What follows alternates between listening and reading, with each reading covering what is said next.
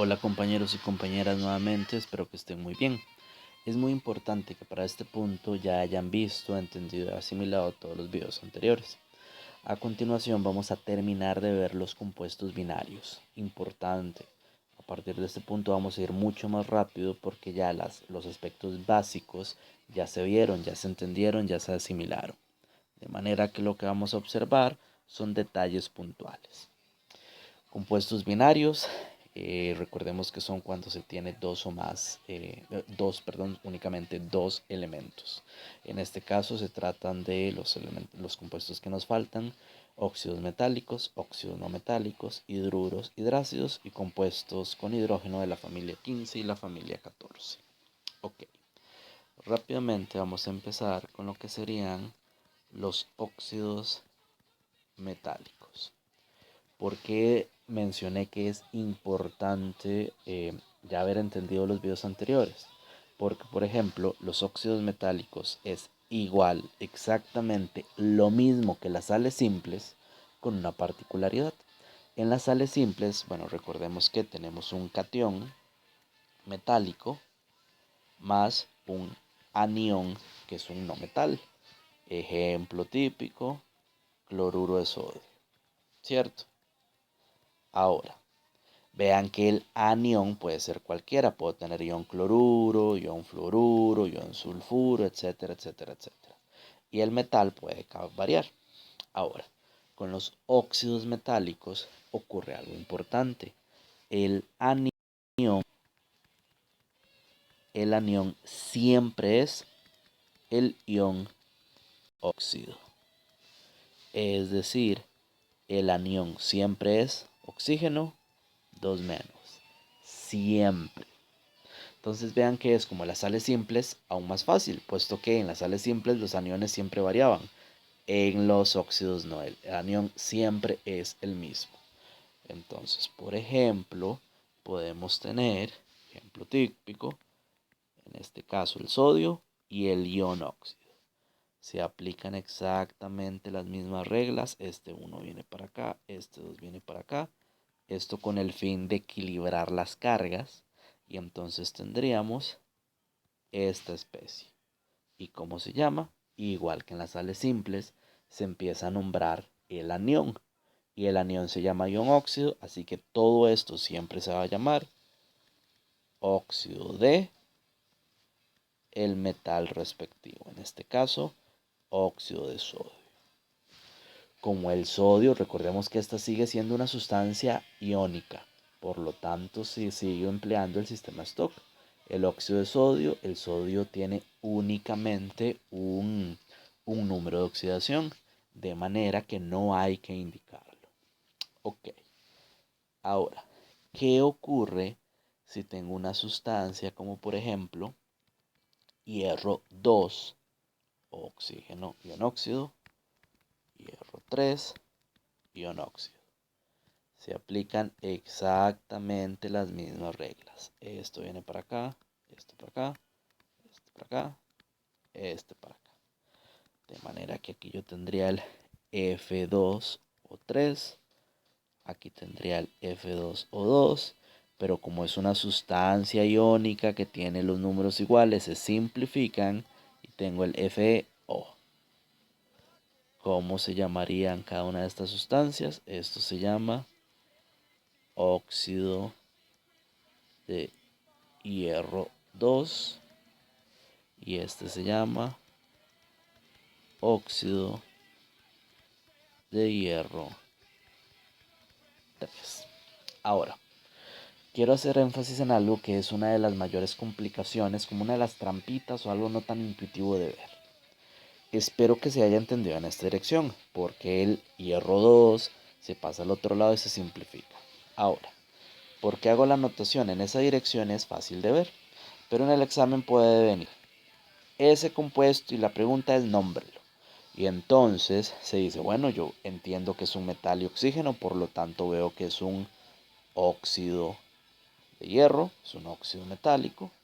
Pero a la hora de preguntarme por el número de oxidación, puedo decir, ok, qué raro, aquí no hay un número. Entonces, eso es óxido de hierro 1 y eso está mal. ¿Por qué está mal? Porque primero no existe el ion hierro 1. Y segundo, que aquí no aparezca el número no implica que es un 1 el número de oxidación. ¿Qué implica? Ok, analicémoslo globalmente.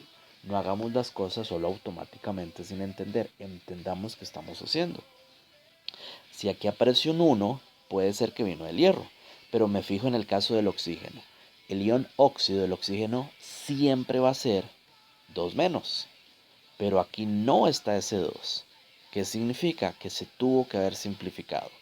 Si aquí no está el 2 y aquí tampoco, muy probablemente esto es hierro 2. Claro, esto es este mismo análisis, pero a la inversa. Y es necesario que ustedes lo dominen. Cualquier cosa, si es necesario, pueden retomar el video y, si es necesario, ir a horas de consulta. Ahora, como práctica, por favor, estos compuestos, por favor, pasar de la fórmula al nombre y también estos nombres: óxido de zinc y también el óxido de cobalto 2. Pasarlo a la fórmula respectiva. Ok, en este caso, este primer compuesto se llama óxido de aluminio. Importante no indicar el número de oxidación, pues solo se tiene uno. Este se llama óxido de sodio, ya lo habíamos visto anteriormente. Este se llama óxido de hierro 3, también lo habíamos visto. Este se llama, y aquí es muy importante, compañeros, este es un ejercicio en el que mucha gente se equivoca. Muchos lo llamarían óxido de manganeso 2. Entonces empezamos, óxido de, efectivamente es un óxido, efectivamente es manganeso, pero no es 2.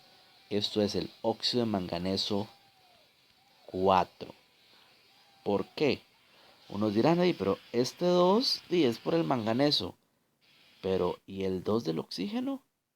Yo sé que el oxígeno siempre es 2 menos, pero no lo veo aquí. ¿Qué implica? Que se simplificó. Pero si aquí hay un 2, si aquí hay un 1 y debería haber un 2, es como que lo dividí para llegar aquí entre 2. Significa que para regresarme lo tengo que multiplicar por 2. ¿Qué quiero decir? Significa que si yo sé que el oxígeno es 2 menos y venía para acá y se simplificó, ¿qué tendría que haber aquí? Perdón, aquí arriba, para que al simplificarse quede un 2. Muy probablemente, si aquí había un 2 que se perdió, aquí tenía que haber un 4 del manganeso 4 más. De manera que cuando obtengo esto, se simplifica, me llega a quedar MnO2. Vean que es hacerlo de los cruces a la inversa y es muy importante que entendamos esto. De igual manera ocurre en este caso que ya hemos visto. Esto se llamaría óxido de hierro 2. Luego tenemos el óxido de zinc, cuya fórmula es SNO. Vemos que los números de oxidación se simplifican cuando se hace, los subíndices se simplifican. Y luego el CO2 o 3. Ok. Como tenemos un óxido metálico, también tenemos óxidos no metálicos. Y como hicimos la analogía de los óxidos metálicos con las sales simples, usando el sistema Stock, los óxidos no metálicos también van a ser como las sustancias binarias moleculares entre no metales que vimos anteriormente. Son sustancias moleculares de manera que no usan el sistema Stock, no usan los números de oxidación, sino el sistema estequiométrico. Como es literalmente igual a lo que habíamos visto en el video anterior, vamos a verlo de una vez con ejemplos. Por favor, traten de realizarlos. Si no pueden o no entienden alguna, por favor, vayan a horas de consulta o vean nuevamente el video de los compuestos binarios entre no metales. Tenemos el CO, CO2 y P2 o 5. Esto hay que nombrarlo.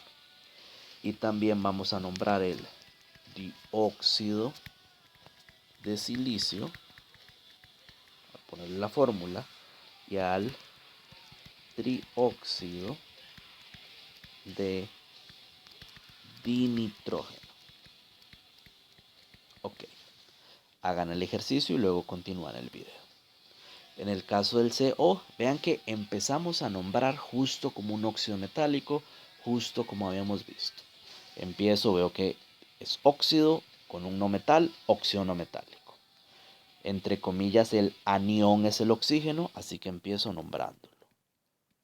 Óxido de el elemento respectivo, en este caso, carbono. El de abajo igual, óxido de carbono. Pero como son sustancias moleculares, ¿en qué me fijo? En los subíndices, un 1 y un 2. Y con base en los subíndices, así pongo los prefijos.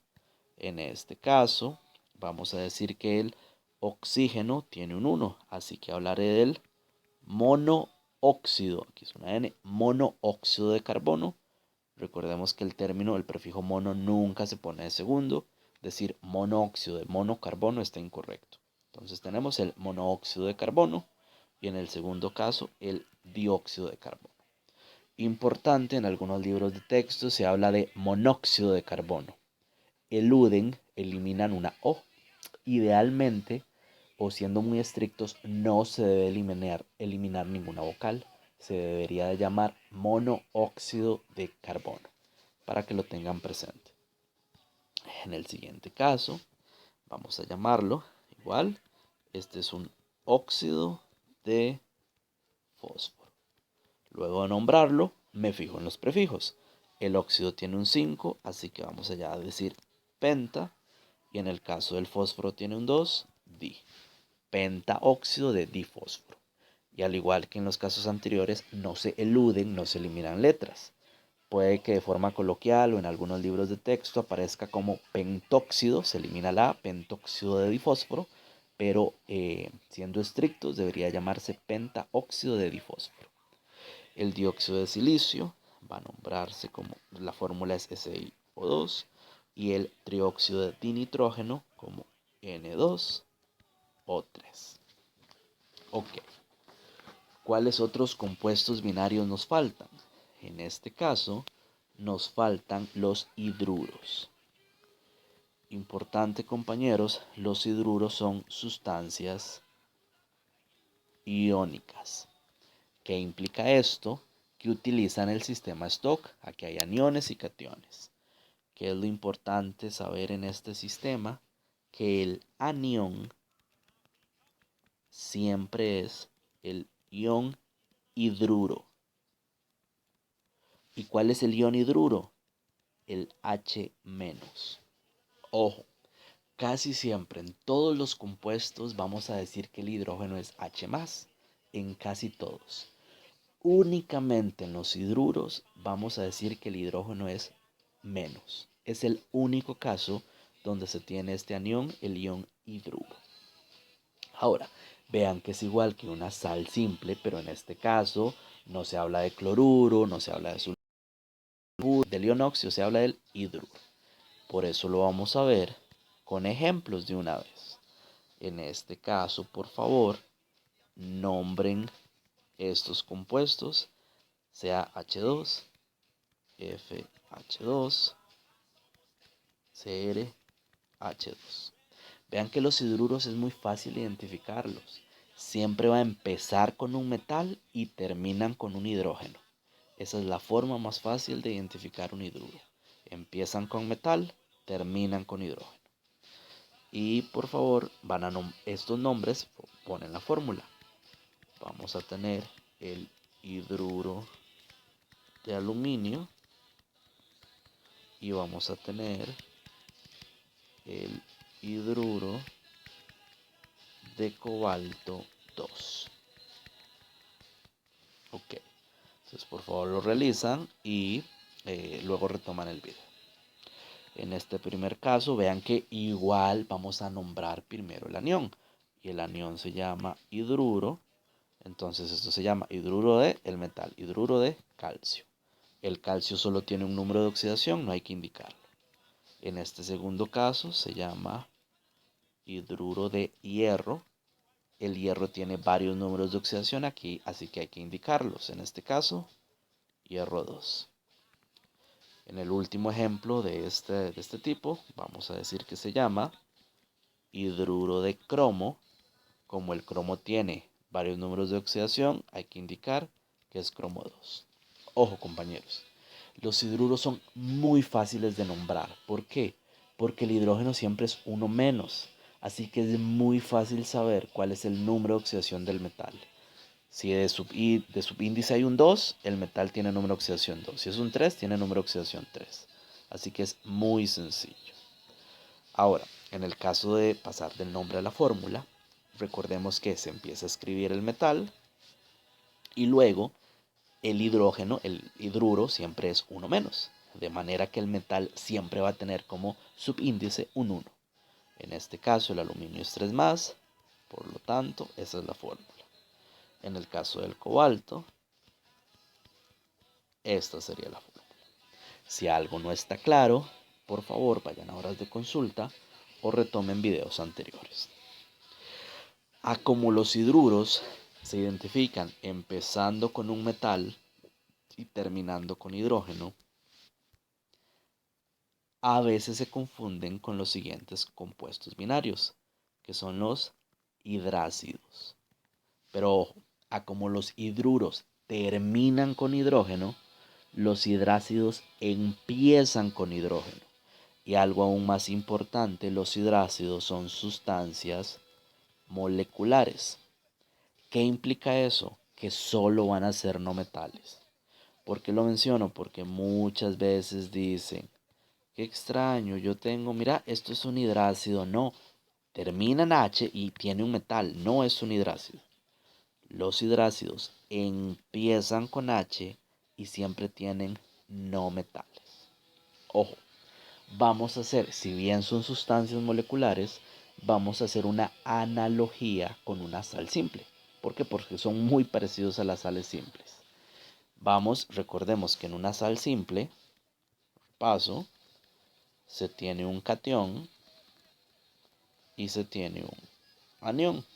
Ahora, para los hidrácidos vamos a asumir que el catión es el H+. Y de igual forma vamos a poner aniones simples. ¿Cuáles? Literalmente los mismos de las sales simples. Ion cloruro, ion bromuro, ion sulfuro. Entonces vean que es como una sal simple donde el catión siempre es H+. Así que es muy fácil. ¿Qué significa esto? Es básicamente, yo puedo tener HCl. Como tengo NaCl, cloruro de sodio, tengo HCl. Como tengo cloruro de sodio, puedo tener HCl. Como tengo sulfuro de sodio, puedo tener H2S. Exactamente igual. ¿Y cómo se nombran? Se nombran igual que las sales simples. En el caso de este primer ejemplo hablamos de cloruro de sodio. En este caso vamos a hablar de cloruro de hidrógeno. En este segundo caso se va a hablar de sulfuro de hidrógeno. Ahora, aquí hice una pequeña trampa. ¿Por qué? Para seguir la analogía fácilmente con las sales simples. Pero los hidrácidos tienen trampa. ¿Cuál es la trampa de los hidrácidos? Depende del estado de agregación. Si el estado de agregación es gaseoso, y eso se indica con una G entre paréntesis, todo bien. Si es gaseoso, esto se llama cloruro de hidrógeno, me faltó el NO. Si es gaseoso, se llama sulfuro de hidrógeno. Pero ¿qué pasa si la sustancia es acuosa? Y una sustancia acuosa se indica entre paréntesis AC. Aquí hago un paréntesis un poquito más grande. ¿Qué es eso de los estados de agregación? Cualquier sustancia, yo la puedo indicar si es un sólido, puedo indicar si es un líquido, puedo indicar si es un gas. Agua sólida, hielo; agua líquida, la que conocemos, la que ingerimos normalmente; agua gaseosa, el vapor de agua. Repito, cualquier sustancia. Yo puedo tener cloruro de sodio sólido, la sal de mesa sólida, puedo tener sal líquida y puedo tener incluso sal gaseosa. Pero hay algo curioso, recordemos que algunas sustancias se disuelven en agua. Cuando se disuelven en agua, se agarra sal, por ejemplo, la echas en agua y entre comillas desaparece, se disuelve en agua. Ojo, no es que la sal se hizo líquida. Para que la sal se haga líquida, la tengo que calentar a más de 1000 grados para que se derrita, básicamente. En este caso, si ya la he hecho en agua, no se fundió, no se hizo líquida. ¿Qué pasó? Se disolvió en agua. Cuando una sustancia se disuelve en agua, la colocamos de esta manera. Esto significa disolución acuosa. Implica que es la sustancia disuelta en agua. ¿Claro eso? ¿Por qué se hace la anotación? Todos los hidrácidos, cuando están puros, son gaseosos. El cloruro de hidrógeno es un gas, el sulfuro de hidrógeno es un gas. En un laboratorio es sumamente complicado trabajar con gases. ¿Qué es lo que se hace? Se agarra ese gas, se burbujea en agua y se disuelve en agua. Entonces yo voy a tener una botella de un líquido que es ese gas disuelto en el agua. Pero ¿cómo se llama eso? Cuando está acuoso, vamos a llamarlo diferente. Vean que se llaman hidrácidos. Eso implica que son sustancias ácidas. Voy a decir que cuando está, voy a ponerlo de esta manera, cuando está acuoso, voy a empezar con el término ácido, término ácido. Voy a poner la raíz, en este caso la raíz es clor, en este caso la raíz es sulf. Y vean que esto se llama ion cloruro. La terminación uro, la voy a transformar en terminación hídrico. Uro se convierte a hídrico. De manera que esto se va a llamar ácido clorhídrico, y esto se va a llamar ácido sulfídrico. ¿Claro esto? Vean que cuando está gaseoso se llama igual que una sal simple, cuando está acuoso es cuando se complica un poquito más.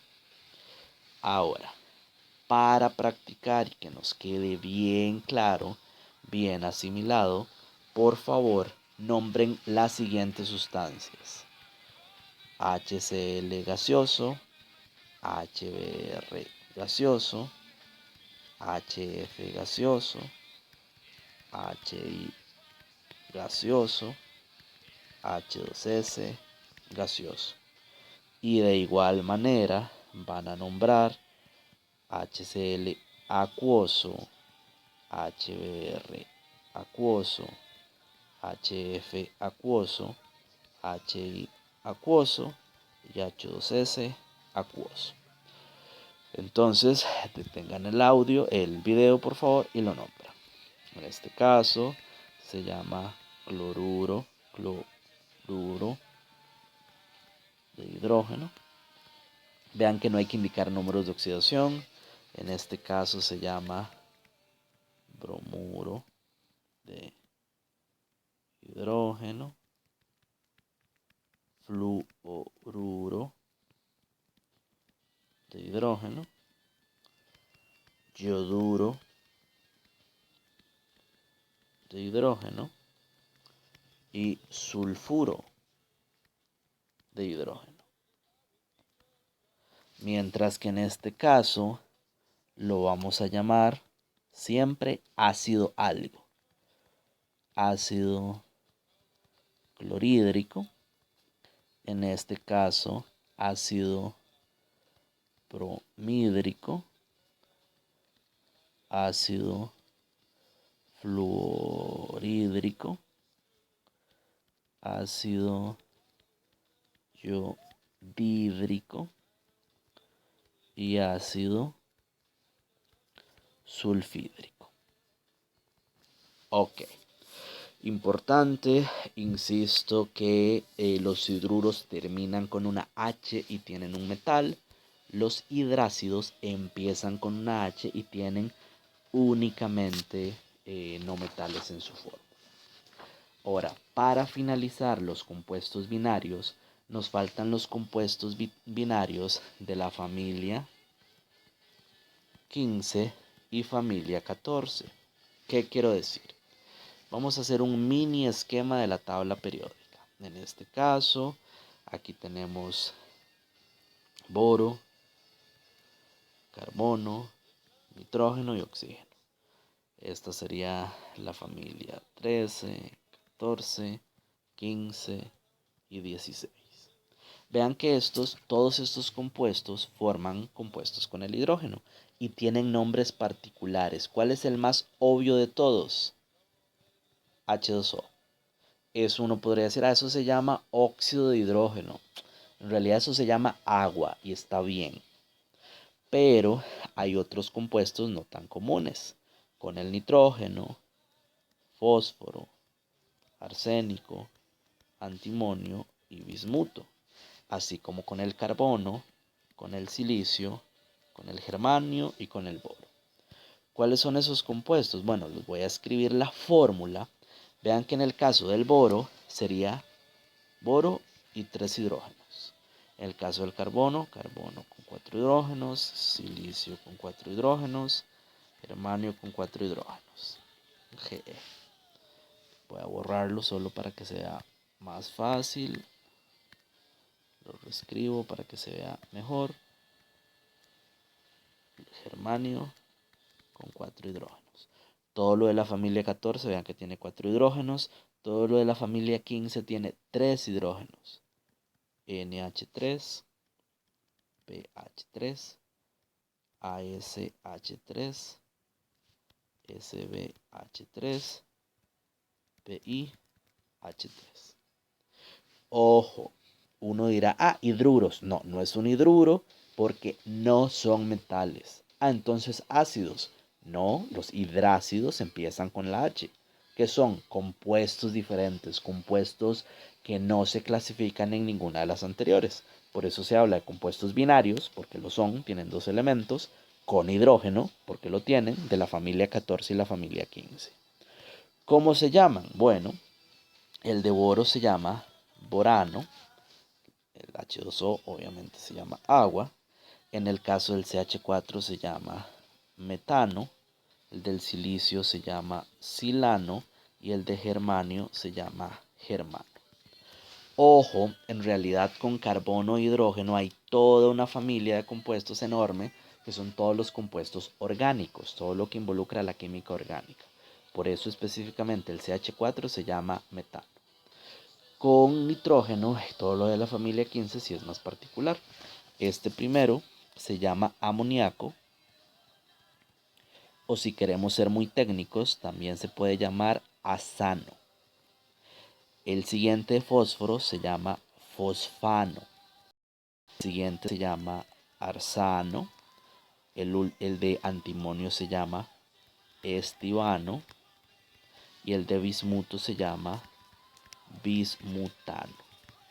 Importante, compañeros, puede ser que en algunos libros de texto algo viejos usen unos nombres que ya están en desuso. En lugar de decir fosfano, podrían encontrar que se llama fosfina, la de abajo arsina, la siguiente estivina y la otra bismutina. Antes se usaba mucho la terminación ina, pero ahora se cambió la terminación ina por la terminación ano. Por eso se habla de fosfano, arsano, estivano y bismutano. Entonces lo menciono por si lo vieron en algunos otros libros de texto. ¿Ok? Hasta aquí vamos a llegar a este video. Y el siguiente, el último, es para hablar de compuestos ternarios y compuestos cuaternarios. Hasta luego.